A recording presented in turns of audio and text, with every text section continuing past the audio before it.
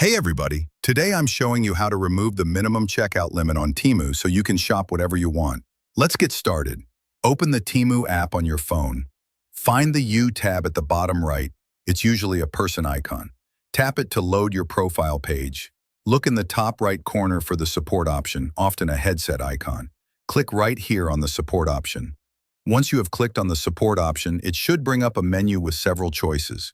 We're focusing on the minimum purchase limit. So let's head over and click on Order Issues. Scroll if needed to find it. Then click on Buying on Temu to narrow it down. For this one, we need help before you buy, so find that option and click on it right here. A prompt might pop up. Click on No to move forward. When you click on No right here, you should be able to reach customer service.